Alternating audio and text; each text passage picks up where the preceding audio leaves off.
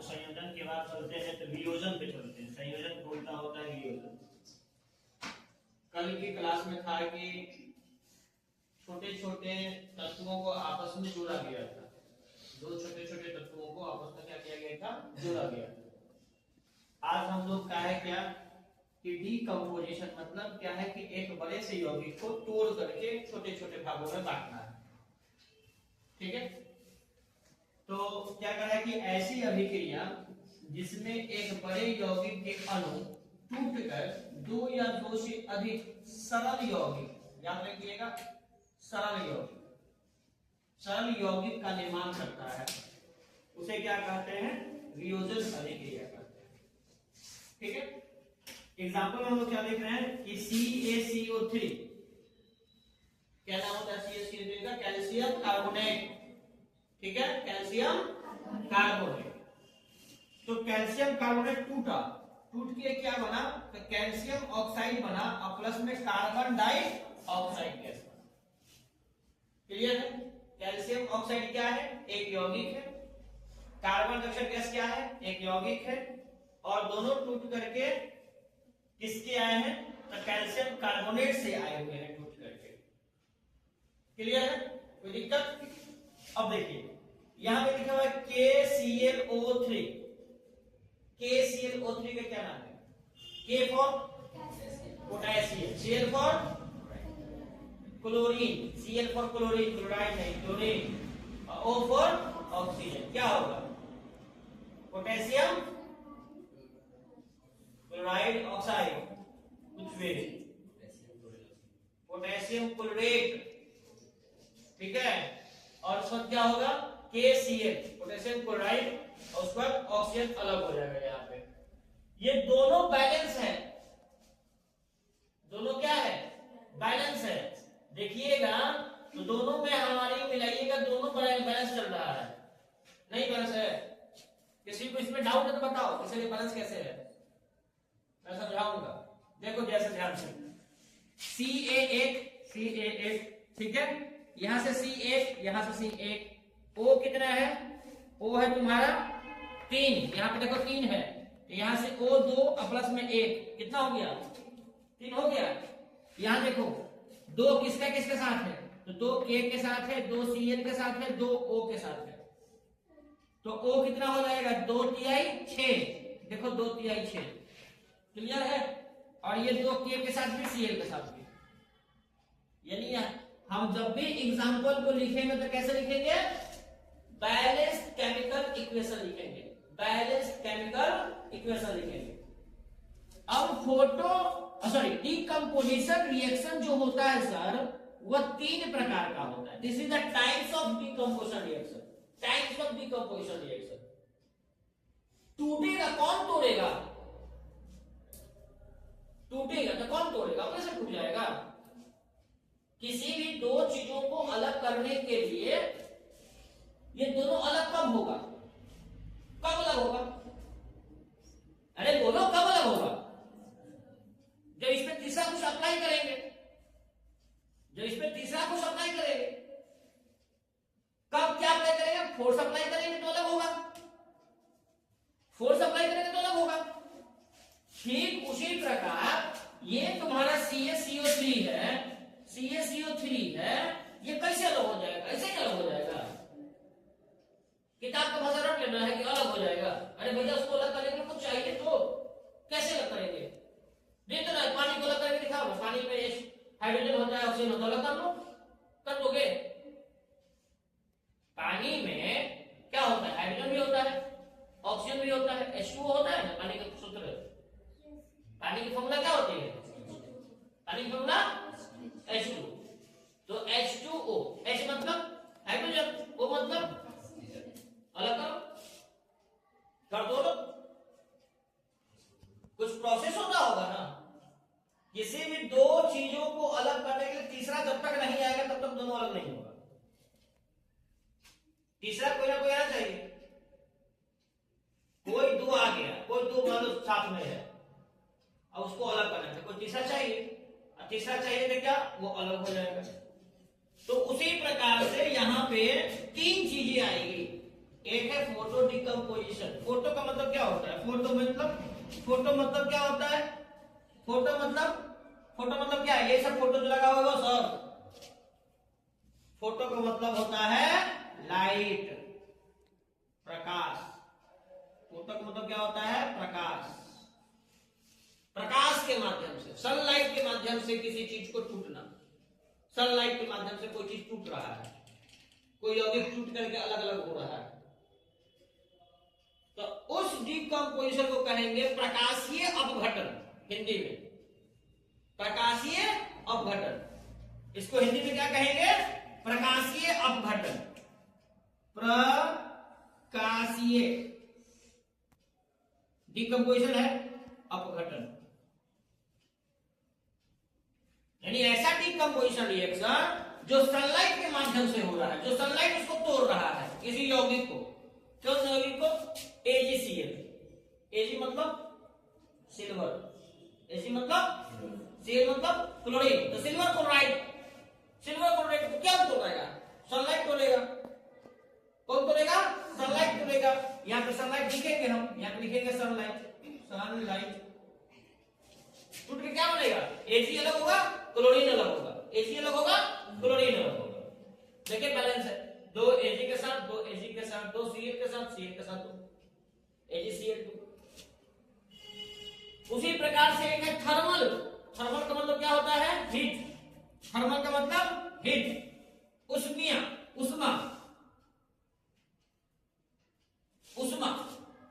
किसी चीज को गर्म करिए, टूटेगा। किसी चीज को गर्म करके तोड़िए। अब कैसे टूटता है? कैसे होगा? सी वाटर, समुद्र का पानी। समुद्र के पानी में नमक होता है। नमक को कैसे प्राप्त करते हैं? समुद्र के पानी से नमक कैसे प्राप्त होगा? मैं आपको शरबत बना के दे दूं, चीनी पानी का शरबत बना के दे दूं, और मैं कहूं कि इसमें चीनी अलग कर देना है, कैसे लोग कैसे लोग बता दूं? हाउ? उस शरबत को खौलाएंगे, खौलाते रहेंगे, पानी इवापोरेट होकर के जाते रहेगा। हमारे बर्तन में क्या बच जाएगा? चीनी बच जाएगा। उस अवस्था में नहीं रहेगी जिस अवस्था में हमने डाला था। छोटे छोटे टुकड़े नहीं हो पाएंगे, लेकिन चीनी मिलेगा। ऐसा नहीं कि चीनी नहीं मिलेगा, चीनी मिलेगा, इवापोरेट होकर के चीनी मिलेगा। उसी प्रकार से नमक होता है। समुद्र का पानी क्या होता है? इवापोरेट हो जाता है, सनलाइट के माध्यम से अलग हो जाता है, तो नमक की प्राप्ति होती है कि नहीं है? हम लोग के घर में दूध आता है, दूध को खौलाते हैं। खौलाने में क्या उतना ही दूध बचाता है जितना दूध लिए थे? कुछ ना कुछ कमी हो जाता है दूध में, क्वांटिटी कुछ ना कुछ घट जाती है। बर्तन में निशान लगा के रखिए। जब ठंडा दूध डाले थे गर्म करने के लिए, तो उसमें निशान लगाइए कि कहां तक दूध था। ठीक है? आधे घंटे खोलाइए, हाई फ्लेम पे उसको खोलाइए, देखिए क्या होता है। उस निशान से नीचे रहेगा दूध, ऊपर नहीं जाने वाला है, या उसके अलावा नहीं रहने वाला, नीचे रहेगा। पता है क्यों? क्योंकि दूध में जो वाटर की अमाउंटेशन थी वो इवापोरेट हो गए। जो आपके अगल बगल से जहां से दूध लिए हैं, जिसमें पानी मिलाया हुआ है, वो पानी उड़ जाएगा, इवापोरेट होगा, तो आएगा दूध का लेवल अब नीचे। उसको भी चलाइएगा, जलते वो भी कम हो जाता है ना? तो मतलब क्या है कि थर्मल के पावर, यानी उष्मा के द्वारा जो अभिक्रियाएं हो रही हैं, जो डिकम्पोजिशन हो रहा है, उस डिकम्पोजिशन क्या कहेंगे? थर्मल डिकम्पोजिशन कहेंगे। और थर्मल डिकम्पोजिशन जब भी लिखेंगे तो एरो के ऊपर में क्या बनाएंगे? एक ट्रायंगल का शेप बनाएंगे। इसे क्या कहते हैं? यह उष्मा का सिंबल है, यह उष्मा है। क्या है? उष्मा। अब आइए इलेक्ट्रोलाइसिस, इलेक्ट्रोलाइटिक डिकम्पोजिशन, वैद्युत अपघटन, जो सीबीएसई के बोर्ड में अलग रहता है, लेकिन बिहार बोर्ड में आपको अलग वैद्युत अपघटन लिख दिया है। तीसरा नंबर कि भैया ये वैद्युत अपघटन अलग अभिक्रिया है, ये इसी का पार्ट है सर। जो आपकी किताब में लिखा हुआ है वैद्युत अपघटन अभिक्रिया, वो कोई अलग नहीं है, वो कोई तीसरा नहीं है, वो इसी का पार्ट है, डिकम्पोजिशन का पार्ट है वैद्युत अपघटन। बस समझ आ रही? अपघटन अभिक्रिया तीन प्रकार का, एक होता है प्रकाशीय अपघटन, एक होता है उष्मीय अपघटन और एक होता है वैद्युत अपघटन। प्रकाशीय अपघटन, उष्मीय अपघटन और वैद्युत अपघटन। Photolysis, electrolysis, decomposition. उसके बाद thermolysis, decomposition. Electro, photo, thermo, याद रखिएगा, इलेक्ट्रो, फोटो, थर्मो। इलेक्ट्रोलाइसिस को आपके किताब में यानी आपके सिलेबस में अलग करके बता रहा है, वो तीसरा नाम बता रहा है वैद्युत अपघटन। लेकिन वैद्युत अपघटन कुछ अलग नहीं होता है। वैद्युत अपघटन किसका भाग है? अपघटन अभिक्रिया का ही एक भाग है, जिसको इलेक्ट्रिसिटी के माध्यम से, करंट के माध्यम से, इलेक्ट्रिक करंट के माध्यम से क्या करते हैं हम लोग? तोड़ते हैं। जैसे पानी, वाटर, H2O है, उसमें इलेक्ट्रिसिटी डालेंगे, इलेक्ट्रोड डालेंगे, एक बर्तन लेंगे, उसमें 2 इलेक्ट्रोड डालेंगे, उसको बैटरी से जोड़ेंगे, करंट प्रवाहित करेंगे, एनोड कैथोड रहेगा, ये दोनों पता है। अब इस पे क्या होगा? एक पे ऑक्सीजन, एक पे हाइड्रोजन गैस क्या होगा? इन्वॉल्वेशन होने लगेगा, वो अलग प्रोसेस। तो ये सारी जो प्रोसेसेस हो रही हैं वह अपघटन अभिक्रिया का ही प्रोसेस हो रही है। तो हम लोगों ने क्या पढ़ा? अपघटन अभिक्रिया किसे कहते हैं? कि एक बड़े से यौगिक के अणु टूट करके छोटे छोटे सरल यौगिकों का निर्माण करते हैं, वह अभिक्रिया क्या कहलाती है? अपघटन अभिक्रिया कहलाती है। अपघटन अभिक्रिया कितने प्रकार के होते हैं? 3 प्रकार के। कौन कौन से? प्रकाशीय, उष्मीय और वैद्युत। प्रकाशीय, उष्मीय और वैद्युत। प्रकाशीय, जोर से बोलो, प्रकाशीय,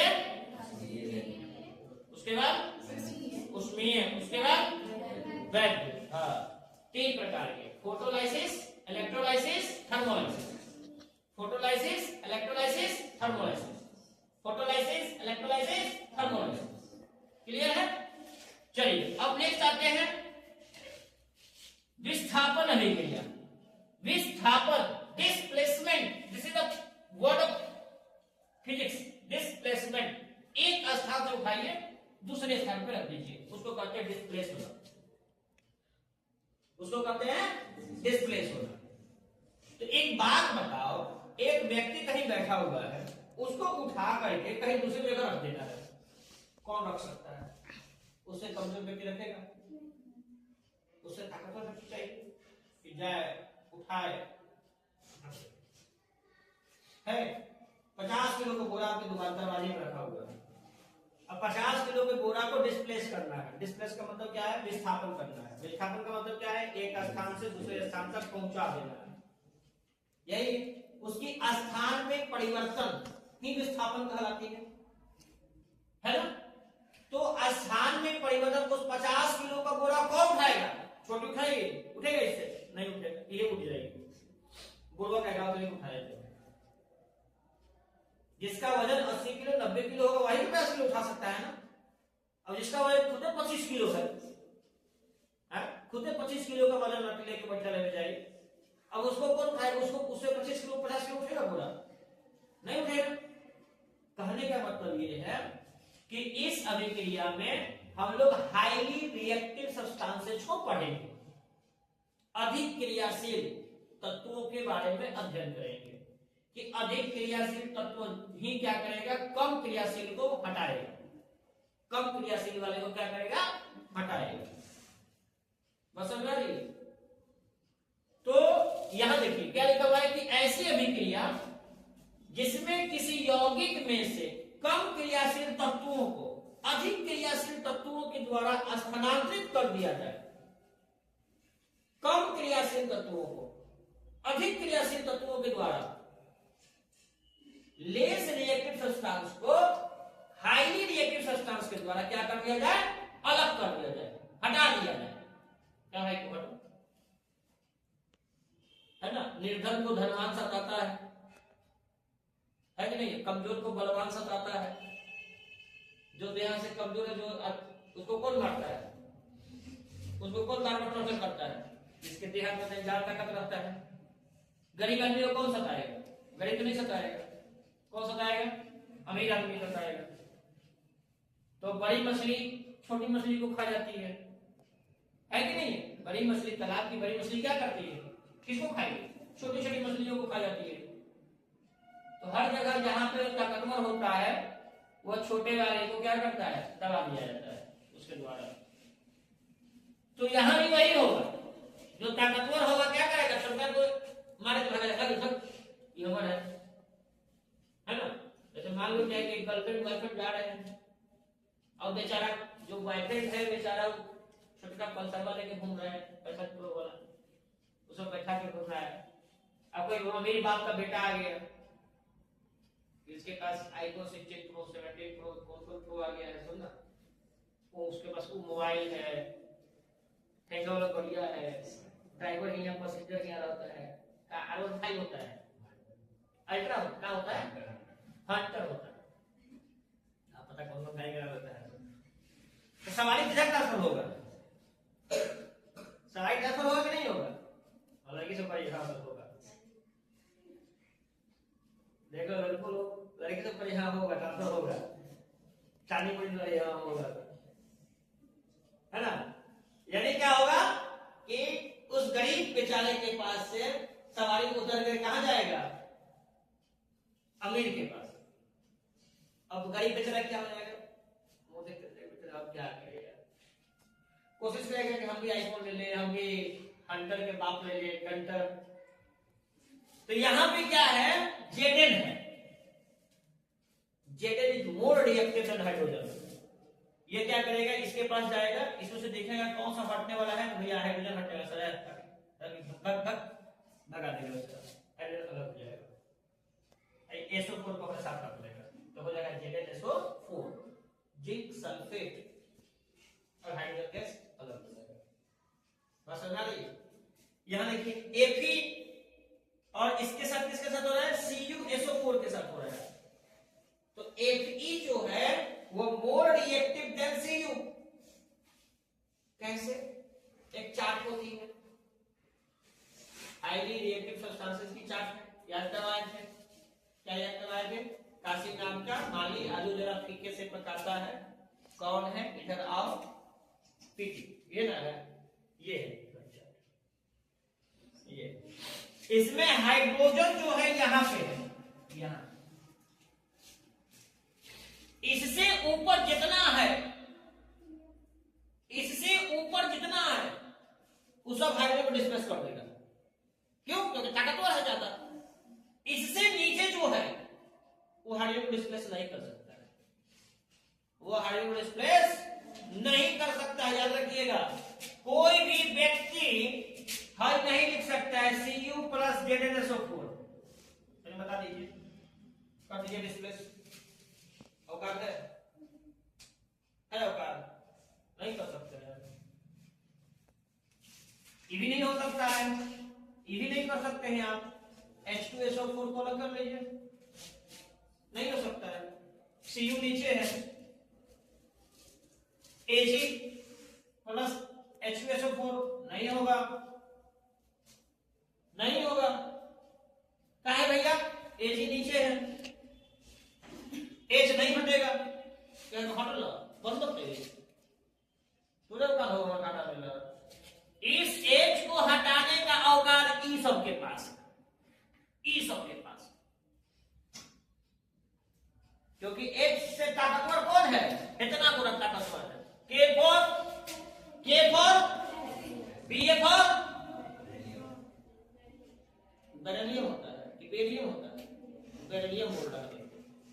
C for CF Na जोर से बोलो, Mg for Al, Zn Cr chromium, Fe ferrous iron, Cd cadmium, Co cobalt, nickel, tin plumbum, इसको सीसा कहते हैं, तारा कहते हैं।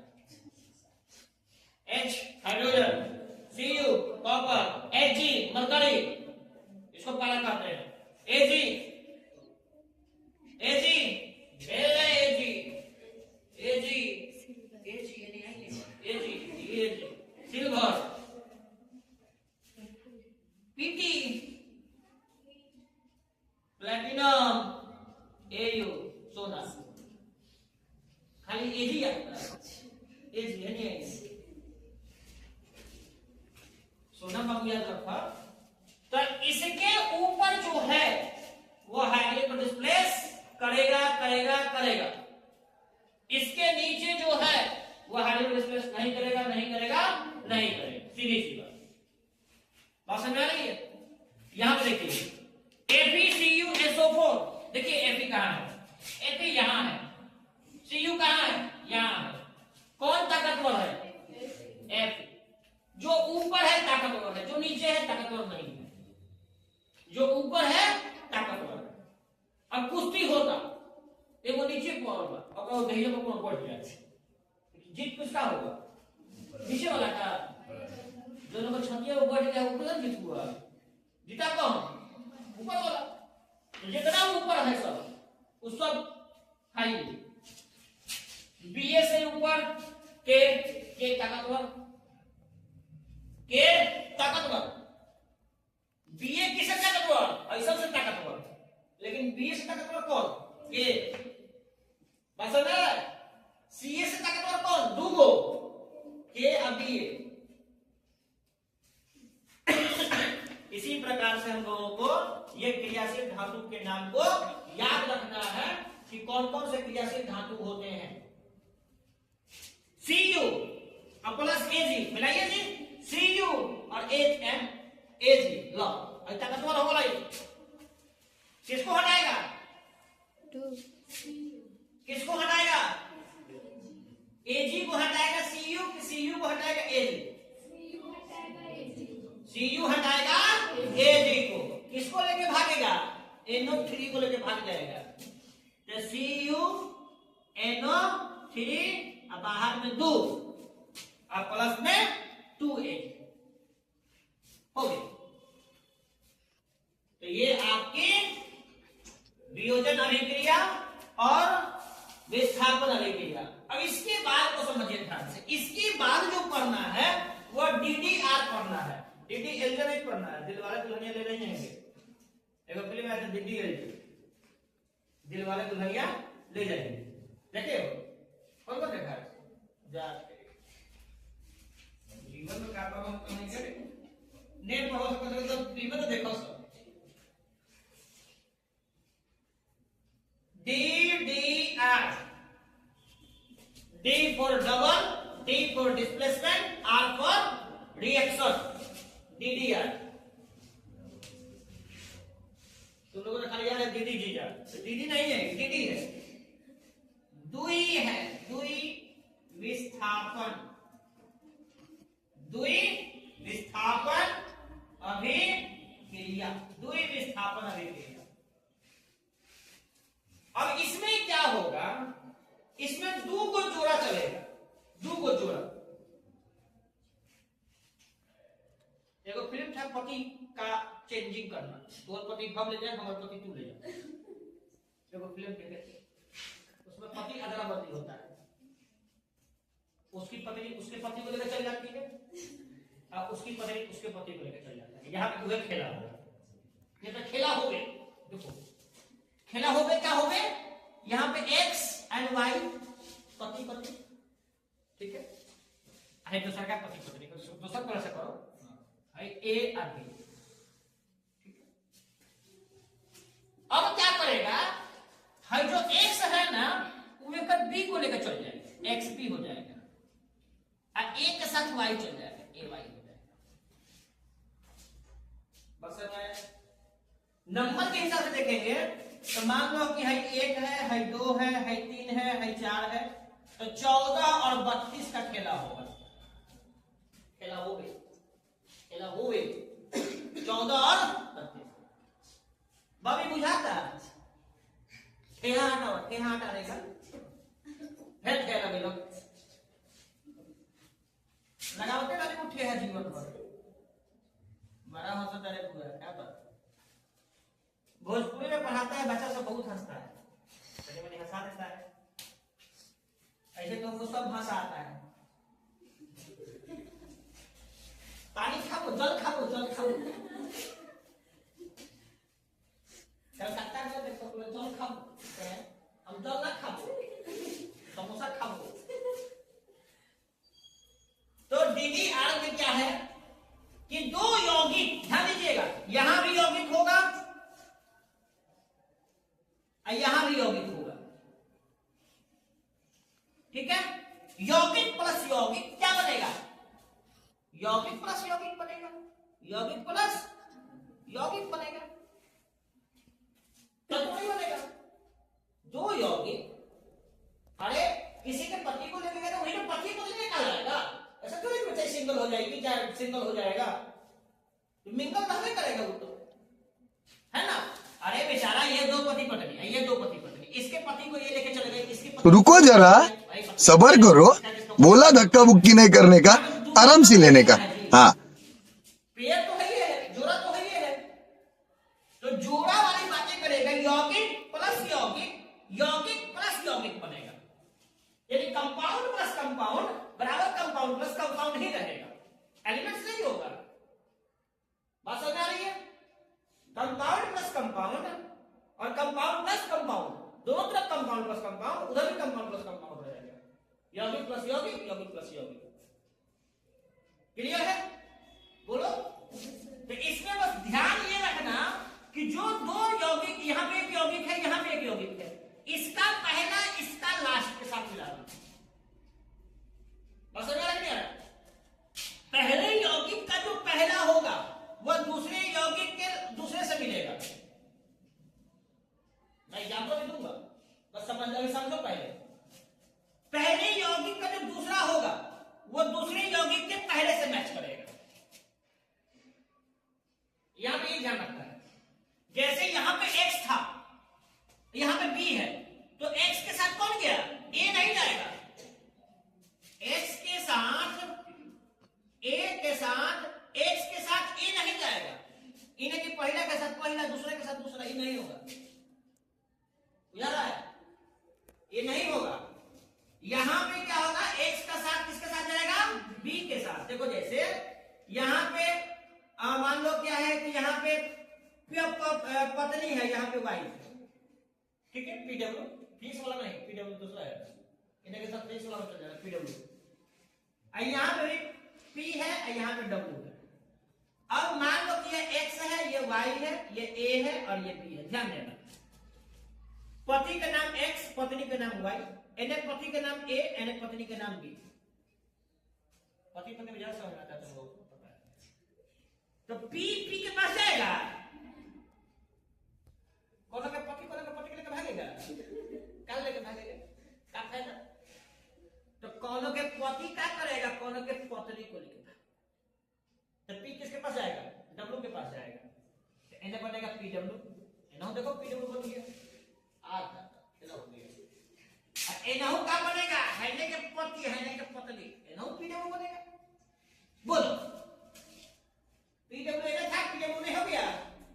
अरे बोलो, इन्हों pw था, इन्हों pw हो गया, इन्हों pw था, इन्हों pw हो गया। तो मैंने क्या बनाया? यौगिक को यौगिक के साथ, तो यौगिक को यौगिक, दो यौगिक इधर भी, दो यौगिक उधर भी।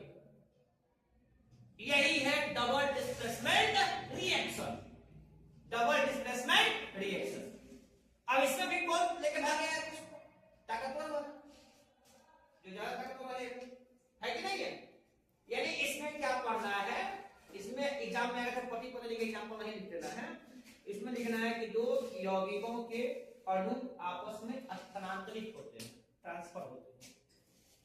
समझ में नहीं आ रहा? दो यौगिक, कौन यौगिक? एक यौगिक ये, एक यौगिक ये, इनके अणु क्या होंगे? आपस में ट्रांसफर होंगे। ट्रांसफर मतलब समझ आ रहा है कि नहीं आ रहा? ट्रांसफर मतलब इस हाथ का सामान इस हाथ में ट्रांसफर हो गया, यानी अदला बदली होगा। वहां पर लिखे कि ट्रांसफर होंगे, स्थानांतरित होंगे। जैसे यहां पे लिखे ना स्थानांतरित, कहां गया? यहां पे। तो यहां पे क्या था? एक था। यहां पे क्या लिखे? देखो इस क्रिया से, इस अभिक्रिया में अभिकारक पक्ष में, अभिकारक पक्ष ये है, एक तत्व तथा दूसरा यौगिक होगा। लेकिन इस अभिक्रिया में क्या होगा, अभिकारक पक्ष में दोनों यौगिक होगा और दोनों के अणु आपस में ट्रांसफर होंगे, एक्सचेंज होंगे, आपस में क्या होंगे, ट्रांसफर होंगे, एक्सचेंज होंगे। तो उस अभिक्रिया को क्या कहते हैं हम लोग, द्वि विस्थापन या डबल डिस्प्लेसमेंट रिएक्शन। इसको उतारो पहले।